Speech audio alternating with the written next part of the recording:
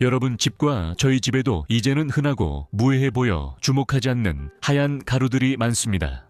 바로 주방의 소금과 설탕입니다. 하지만 이 두 재료는 우리가 아무 생각 없이 양념으로 쓰지만 우리의 입맛을 만들고 몇몇 궁전도 세울 수 있게 했습니다. 수백만 년 동안 단맛과 짠맛은 드물고 소중해 열렬히 탐구되었습니다. 이는 우리와 다른 동물들이 진화로 인해 그렇게 조건화됐기 때문입니다. 이 가루들과 그 맛에 우리가 중독된 건 쓴맛이나 신맛보다 훨씬 즐겁기 때문입니다. 소금은 모든 생명체에 필수적이며 육상동물도 사실상 바다를 완전히 떠난 적이 없다고 할 수 있습니다. 그들은 단지 바다를 자신들과 함께 가지고 온 것뿐입니다. 우리 몸은 주로 물과 많은 소금으로 이루어져 있다는 사실을 잊지 마세요. 하지만 해안에서 멀어질수록 소금은 점점 희귀해집니다. 민물종들은 육상종들처럼 해양종보다 낮은 체내 염분에 적응해 살아갑니다. 하지만 소금을 완전히 끊을 수 없으므로 우리는 매일 소금을 섭취하려는 본능이 있습니다. 평균적으로 바닷물 1리터, N 약 35g 소금이 있습니다. 다르게 말하면 전체 바다 질량의 약 3.5%는 물에 녹아있는 소금 때문입니다. 기준에 따르면 전체 질량의 0.5%가 소금입니다. 70객인 사람에게는 이것이 무려 70티스푼에 가까운 소금에 해당합니다. 모든 육상동물종은 세포, 근육, 신경계 작동에 소금이 필요합니다. 이 때문에 초식동물은 소금도를 핥고 개미는 다른 동물의 짠 땀을 마십니다. 설탕은 우리 근육과 뇌가 작동하는 데 필요한 순수한 에너지이며 우리가 설탕을 섭취할 때마다 뇌는 우리에게 큰 보상을 줍니다. 식물은 설탕 중독을 이용해 곤충에게 꿀을 주고 자신을 위해 일하게 했습니다. 식물들은 심지어 벌새까지도 중독되게 만들었는데 벌새는 단맛을 느낄 수 있는 미각 수용체가 없음에도 불구하고 설탕을 얻기 위해 많은 시간을 보냅니다. 벌새는 공룡에서 유래한 오랜 육식성 조류의 후손이기 때문입니다. 식물들은 또한 훨씬 더 큰 동물들도 자신들의 이익을 위해 이용하는 데 성공했습니다. 식물들은 씨앗이 익으면 달콤한 과육으로 씨앗을 감싸 동물들이 그것을 맛있게 먹고 소화관을 통해 씨앗을 옮기도록 유도합니다. 그래서 설탕의 존재는 어느 정도 간접적으로 꽃가루에 날개를 달아주고 씨앗에 다리를 달아준 셈이죠. 자연에는 독성과 단맛을 동시에 가진 식물은 없습니다. 오늘은 이 두 흰색 가루의 놀라운 이야기와 인류에 끼친 영향을 깊이 살펴보겠습니다. 이렇게 말했으니 이제 우리의 두 멋진 결정체로 돌아가 봅시다. 사실 정제된 설탕과 우리가 주방에서 쓰는 소금은 겉보기에는 너무 비슷해서 헷갈릴 정도입니다. 자매 같아 보여도 두 가루는 전혀 다른 기원입니다. 우리가 설탕이라고 부르는 것은 자당, 즉 사카로스입니다. 이것은 우리가 당류 또는 탄수화물이라고 부르는 큰 가족에 속합니다. 이 사카로스는 사실 두 가지 당, 즉 포도당과 과당으로 이루어져 있습니다. 이렇게 생겼죠. 이 두 당의 화학식을 쓸 때 우리는 단당류라 부르지만 당은 결코 단순하지 않습니다. 이들은 오직 생명체만이 만들 수 있는 복잡한 유기화학 산물이기 때문입니다. 이 당 분자들은 매우 복잡해 다른 행성에서 발견되면 우주에 생명체가 있음을 거의 바로 증명합니다. 당은 매우 다양합니다.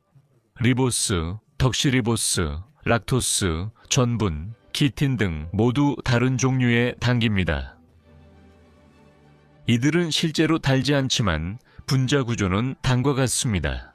어떤 당은 에너지 저장에 쓰이고 키틴은 곤충 외골격을 만들며 다른 당들은 DNA와 RNA의 기본이 됩니다.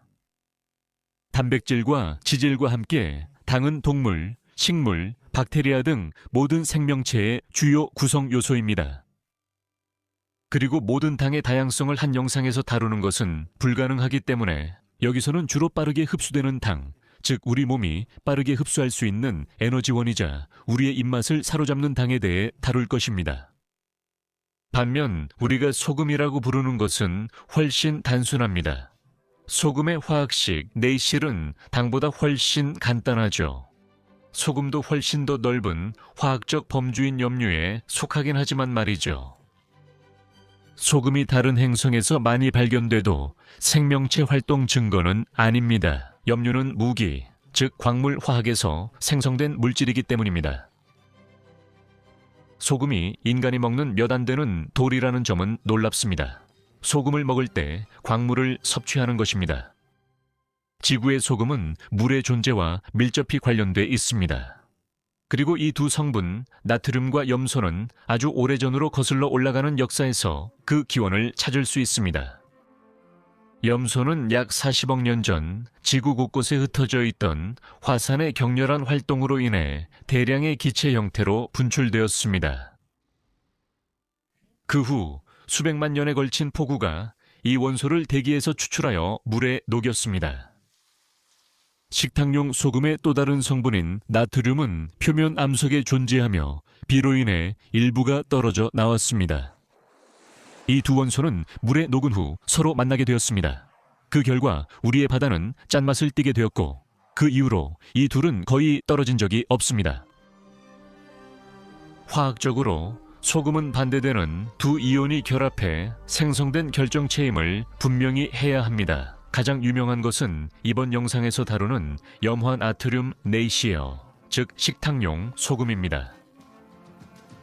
이외에도 수십만 가지 소금이 있으며 가장 유명한 것들은 화면에 표시된 이름들입니다. 질산칼륨, 황산칼슘, 탄산나트륨, 염화마그네슘, 탄산수소나트륨, 황산마그네슘은 모두 소금입니다. 하지만 이 수십만 가지의 소금들은 자연에서 훨씬 드뭅니다. 그리고 생리학적으로 볼 때 일부 소금이 우리에게 필수 미네랄을 제공할 수 있긴 하지만 염화나트륨에 비하면 그 중요성은 훨씬 떨어집니다. 이해를 돕기 위해 우리 몸에서 물에 녹으면 염소와 나트륨 이온이 분리된다는 점을 생각해 보세요. 그리고 각각 따로따로 우리에게 필수적인 화학적 메커니즘에 관여하게 됩니다. 나트륨은 신경 전달과 근육 수축에 중요합니다. 반면에 염소는 소화에 필수적이고 혈액의 산도 조절에 필요한 염산 생성에 관여합니다. 이 두 가지 모두 우리 몸의 수분 균형 유지에 필수적입니다. 배설물은 넓은 의미에서 거의 항상 형성되기 위해 물이 필요합니다. 왜냐하면 물이 미네랄을 용해시키고 이온을 분리하며 그것들을 운반하고 농축시키고 서로 만나 결합할 수 있게 해주기 때문입니다. 결국 결정과 껍질, 광상에 축적될 때까지입니다. 그리고 소금이 물에서 생성되고 이동하며 침전되기 때문에 화성에서 진행되는 탐사 임무들은 그곳에 소금 광상이 존재하는지 찾아내려고 시도하고 있습니다. 왜냐하면 소금이 있는 곳에는 분명히 물이 있었고 물이 있었던 곳에는 어쩌면 생명도 있었을지 모르기 때문입니다. 무슨 말인지 아시죠? 당분을 찾는 게 더 낫지만 소금도 흥미롭습니다. 소금은 우리 행성과 인류 역사에서 당분보다 먼저 등장했습니다. 소금을 결정체나 염수, 즉 물에 녹인 형태로 사용하고 생산한 것은 신석기 시대로 거슬러 올라갑니다. 또한 이는 정착 생활과 가축 길들이기와 밀접히 관련되어 있습니다. 왜냐하면 인간이 사냥을 멈추고 최초의 마을에 정착하여 정착 생활을 하고 식물과 동물을 길들이기 시작하면서 농업의 발명과 함께 식단이 변화하게 됩니다. 우리의 조상들은 더 많은 식물, 특히 곡물을 먹기 시작했는데 곡물은 고기보다 소금이 훨씬 적게 들어 있습니다. 정착 생활이 시작되면서 음식 보존이 큰 도전이 됩니다. 이제는 야생 동물을 따라다니지 않아 매일 사냥을 할 수 없기 때문입니다. 따라서 나쁜 계절을 버티기 위해 음식을 저장할 수 있어야 하고 이를 위해 음식을 보존할 수 있게 해주는 소금만큼 좋은 것이 없습니다. 고기, 생선, 우유를 소금에 절여 보관하고 우유는 치즈로 만듭니다. 가축 사육이 발전하자 소금이 동물에게도 제물로 쓰였습니다. 소금은 가축의 젖 생산을 촉진하는 효과가 있기 때문입니다. 소금이 부족하지 않은 가축은 더 건강하고 더 많은 우유를 생산하며 더 빨리 자랍니다. 요컨대 짧은 시간 안에 소금은 일종의 영양 보충제이자 보존 도구이면서 가축 생산성을 높이는 수단이 되었습니다. 설탕 역시 신석기 혁명과 가축화의 물결에 영향을 받았습니다. 많은 잘 익은 과일이 달콤하지만 대부분의 과일은 예전에는 지금보다 훨씬 덜 달았습니다. 인간은 개입 전까지 자연 그대로였지만 이유 크고 당분 많은 과일을 골라 재배했습니다. 소금이 필수라면 설탕은 무한히 끌리는 존재입니다. 우리를 미치게 만들 정도로요. 왜냐하면 소금과는 달리 우리의 입이나 뇌는 설탕이 너무 많다고 느끼게 해주는 것이 전혀 없기 때문입니다. 인류 역사 대부분 동안 강한 단맛은 꿀에서 나왔고 그 꿀은 벌에게 어렵게 얻었습니다. 물론 우리만이 그들의 침에 찔릴 위험을 감수할 만큼 중독된 것은 아닙니다. 하지만 우리는 곤충 사회를 길들여 그들의 기적 같은 생산물을 누리길 바란 유일한 존재입니다.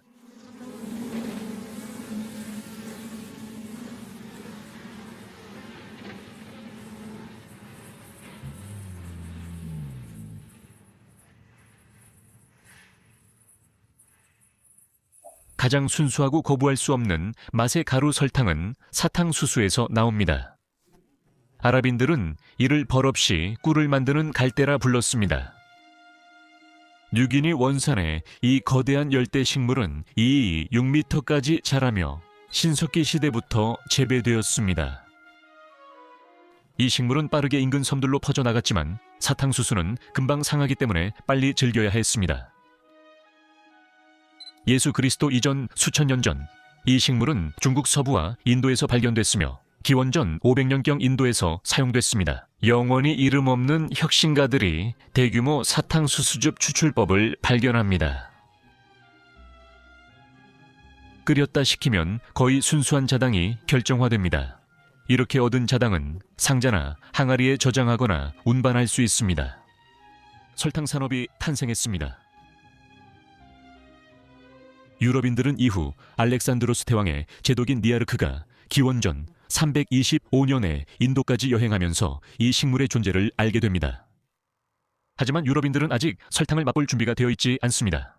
왜냐하면 사탕수수는 중동 국가들처럼 동쪽에 있는 너무 건조한 기후에서는 자라지 않기 때문입니다.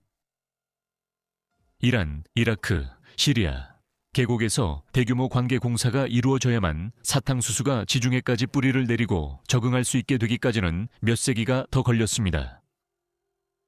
서기 800년 십자군이 예루살렘에서 사탕수수를 처음 발견합니다. 그리고 그들은 사탕수수에 심취해 대량 확보를 위해 식민 제국까지 세웠습니다. 이 놀라운 이야기에 앞서 전 세계 도시를 만든 소금에 대해 다시 이야기해 봅시다. 베네치아는 10세기부터 석회에서 생산한 소금 무역으로 큰 부를 얻었습니다. 이 귀중한 자원을 수출하기 위해 도제의 도시는 해상과 육상 교통로를 구축했습니다. 그리고 심지어 독점권까지 부여했죠. 모든 외국 선박은 베네치아에 소금을 팔아야 했고 베네치아는 이를 되팔아 이익을 얻었습니다. 결국 이 소금 거래가 베네치아의 함대, 궁전, 영향력을 뒷받침하게 되었고 도시는 점차 지중해의 주요 상업 중심지로 성장했습니다. 베네치아가 통제한 소금길로 동방의 비단, 향신료, 도자기도 함께 운반됐기 때문입니다. 소금은 염전뿐 아니라 오스트리아 잘츠부르크 같은 광산에서도 채굴됩니다. 잘츠부르크는 소금의 성이라는 뜻입니다. 잘츠부르크는 알프스의 청동기 시대 소금 광산으로 번영했습니다. 할슈타트처럼 오래된 소금 광산 기슭에 세워진 도시도 있습니다. 이곳은 도로망으로 상업 중심지가 되었습니다. 현재 가장 큰 소금 광산은 캐나다 휴런 호수 아래에 있습니다. 이 광산은 약 4억 3천만 년 전에 퇴적된 것으로 식물과 절지동물이 막 육지를 점령하기 시작하던 시기였습니다. 현재 이 광산은 약 500m 깊이에 위치해 있습니다. 160km 갱도에서 600명의 광부와 기계가 매년 800만 톤의 소금을 채굴합니다. 다음에 히말라야 소금을 구입할 때 그 소금이 파키스탄 북부 펀자브 상이슬게 위치한 케르와 광산에서 왔을 가능성이 매우 높다는 사실을 기억하세요. 세계 최고 봉우리에서 300km 떨어져 있습니다. 여기서 채굴되는 화석 소금은 고드리체 광산 소금보다 2배 오래됐으며 내륙바다 증발로 형성됐습니다. 8억 년 전 형성된 이 소금은 히말라야 산맥이 생기며 지표로 올라왔습니다. 참고로 이 소금이 특별한 효능을 가지게 해주지는 않지만 여러분의 요리에 약간의 역사를 더해줄 수 있습니다. 여러분이 먹는 소금 한 알 한 알은 수프에 녹은 광물의 기록입니다. 그리고 저처럼 여러분도 놀랄 수 있는데 이 광산에서 매년 40만 톤의 소금을 캐지만 식용은 단 30톤 뿐입니다. 나머지는 주로 산업, 화장품, 제설용으로 사용됩니다. 유럽에는 거대한 소금 광산이 많아 소금 퇴적층을 깎아 만든 교회도 있습니다. 폴란드에 위치한 웰리치카의 장관인 소금 광산 내부에서 세례를 받은 성킹아 예배당처럼 이 모든 소금 광산의 존재는 기후와는 무관합니다. 전 세계 곳곳 우리 지구의 역사에서 매우 다양한 시기에 얕은 바다가 존재했던 곳마다 이런 소금 광산이 분포해 있습니다. 그 후에 지각판이 움직이고 물이 증발하면서 퇴적물 아래에 갇힌 소금 결정층이 남게 되었습니다. 이 광산 도시들은 지구가 바다의 흔적을 간직하고 오래된 기억에 번영을 빚진 셈입니다. 일부 지역에서는 이런 현상이 여전히 나타납니다. 예를 들어 볼리비아 우유니 소금 사막은 14,000년 전 사라진 소금 산맥 호수였습니다. 자메이카만큼이나 광활합니다. 해발 3,000m가 넘는 곳에 자리 잡은 이 장관의 소금 풍경은 오늘날 지구상에서 가장 넓은 지표면 소금층입니다. 제가 유럽 사회에서 소금의 중요성을 언급했지만 유럽인들 이전에도 아메리카에서 소금은 중요했습니다. 마야인들은 유카탄 반도 해안 습지에서 소금을 채취했습니다. 멕시코 계곡의 아즈텍인들은 텍스코코와 숨판고 호수의 염수를 활용했습니다. 안데스 산맥의 대표적 소금 채취지인 마라스 염전은 잉카 이전부터 사용되었습니다. 해발 3,300m 이곳에서는 산 깊은 곳에서 뜨거운 소금물이 솟아납니다. 증발로 소금이 침전되도록 여러 웅덩이를 만듭니다. 1000년 가까이 존재해온 이 독특한 장소는 오늘날에도 쿠스코 지역에 소금을 공급하고 그곳에서 페루 전역으로 소금이 퍼져나갑니다. 하지만 아메리카에선 설탕에 대한 탐욕이 대륙 전체에 큰 영향을 주었고 설탕은 식민 지화의 주요 동력이었습니다. 이것은 비유가 아니라 단맛 욕망으로 한 대륙 인구가 줄고 다른 대륙 사람들이 사슬에 묶였습니다. 이해를 위해 중세로 돌아가면 설탕은 유럽 엘리트들이 동양에 매혹된 이유 중 하나였습니다. 후추, 생강도 마찬가지였습니다. 설탕은 귀족들의 식탁에서만 볼 수 있었고 그것을 구하려는 과정에서 성지에서 새로운 생산 시스템, 즉 플랜테이션을 개발한 십자군들이 부유해졌습니다. 플랜테이션 말이죠. 플랜테이션은 오직 수출만을 위해 운영되는 대규모 농장이며 수출 전에 가공이 필요하고 많은 노동력이 요구됩니다. 사탕수수 플랜테이션에서 생산된 설탕입니다. 무슬림이 지중해를 정복해 발전시킨 후 기독교인들이 다시 점령해 이용한 것은 무엇일까요? 많은 노동력이 필요해 농장주들은 중요한 시기 노동자들이 일할 수 있게 충분한 임금을 지급하려 합니다. 적어도 처음에는 그랬습니다. 하지만 모든 것은 15세기 중반 아프리카 해안 근처에 위치한 이 섬, 포르투갈인들이 도착하기 전까지는 아무도 살지 않았던 마데이라에서 바뀌게 됩니다. 가파른 지형으로 토지 개간이 어렵고 대규모 계단식 논과 수로 공사가 필요합니다.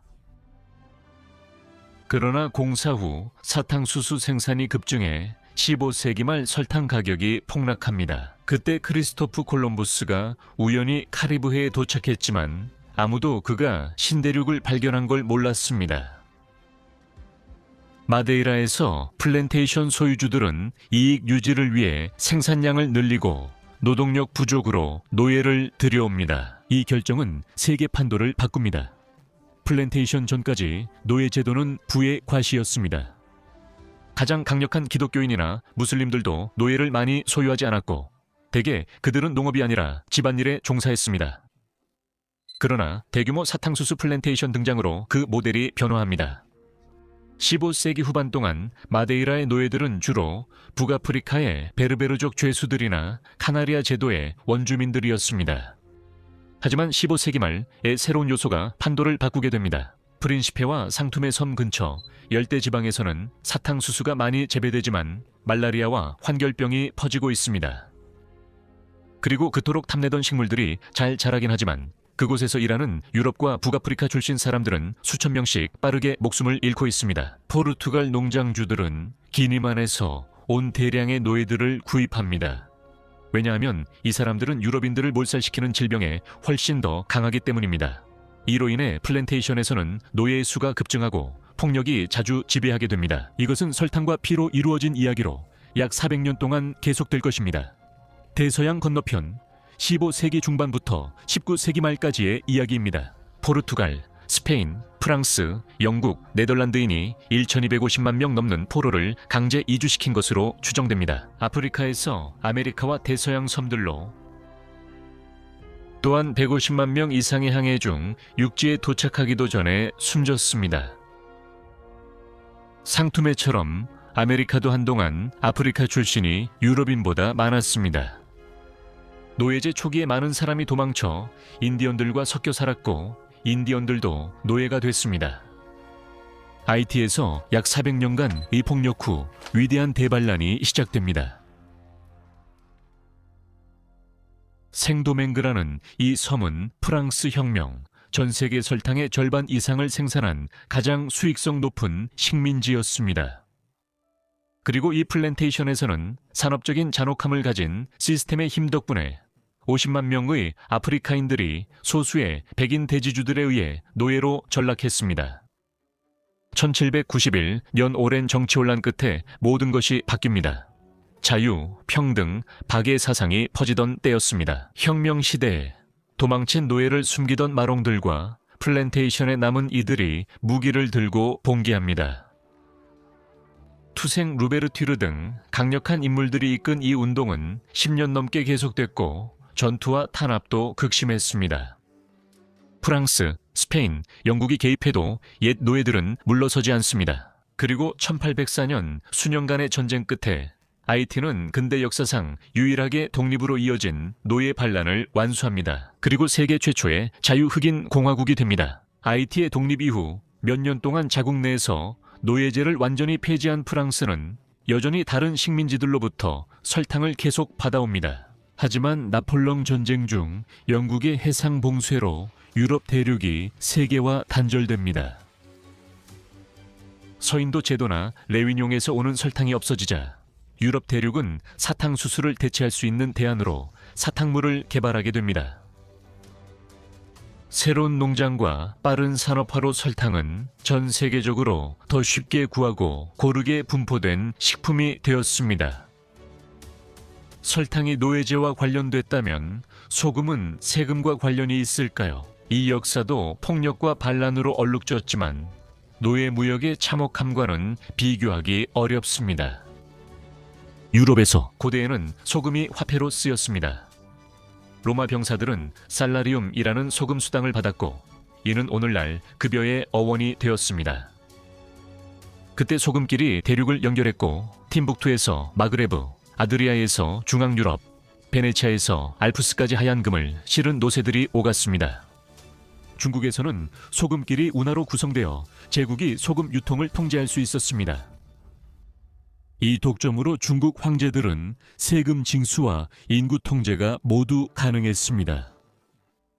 전 세계 어디에서나 소금은 보존뿐만 아니라 가축 사육과 소비에도 필수적이었습니다.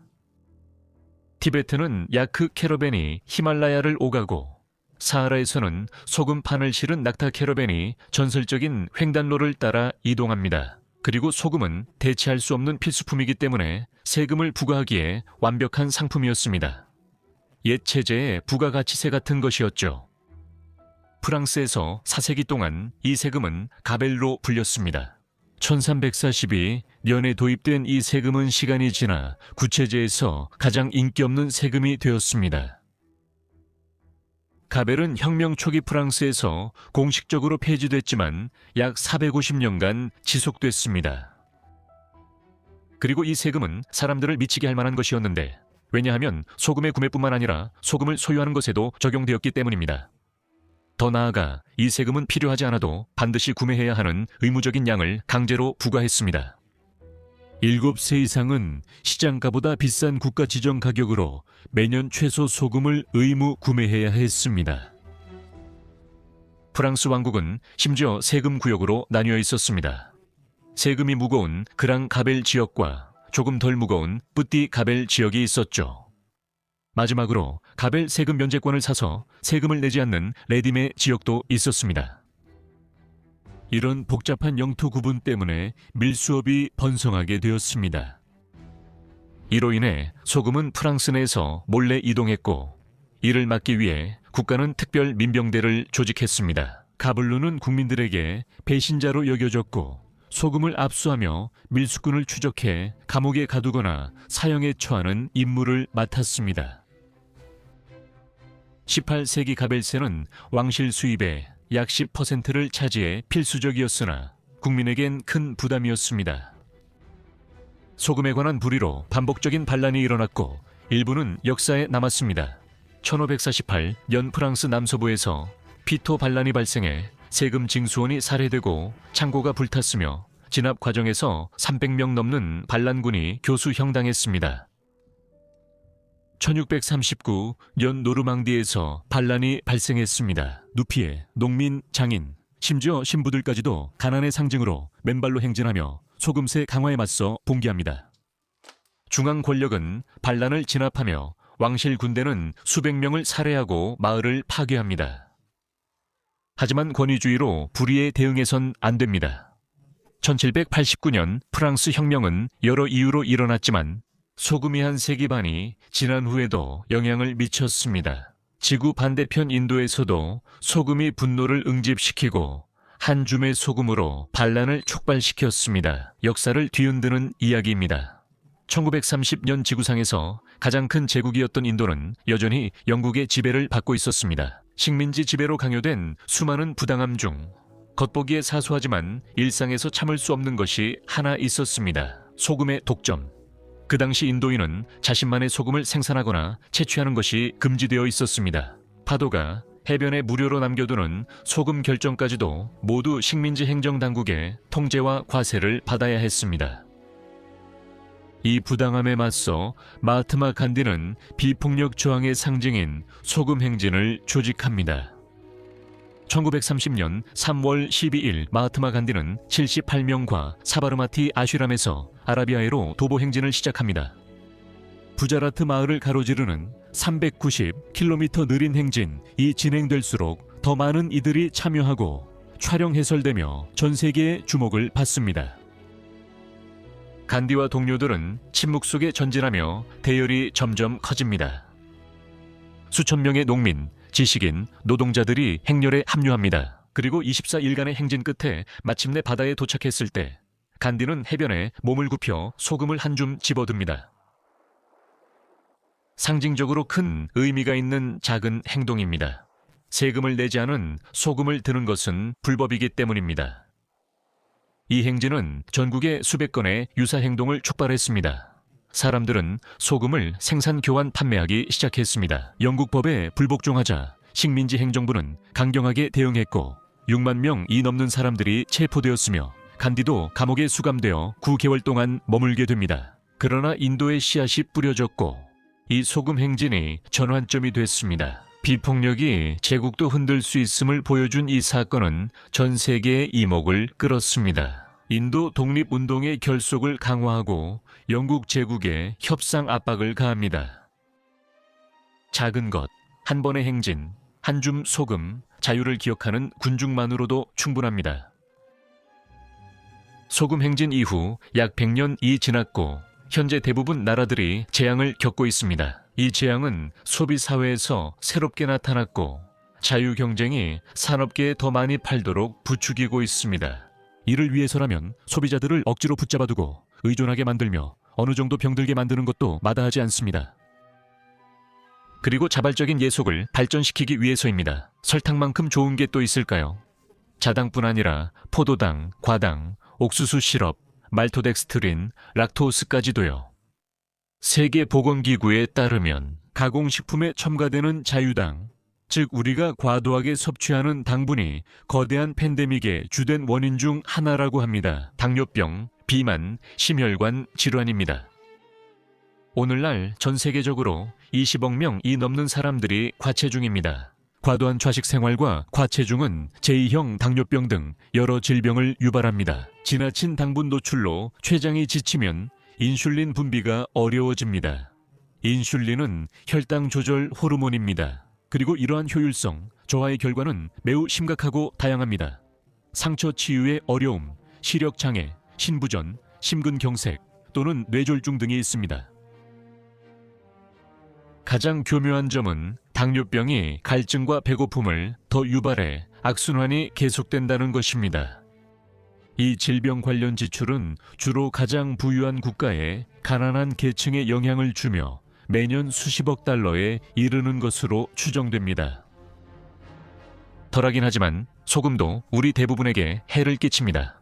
우리의 신장은 제 역할을 하며 아무 문제 없이 과잉소금을 배출합니다. 하지만 고혈압 환자, 노인, 신장 기능 저하자, 심장 질환자는 해마다 심혈관계 손상을 겪습니다.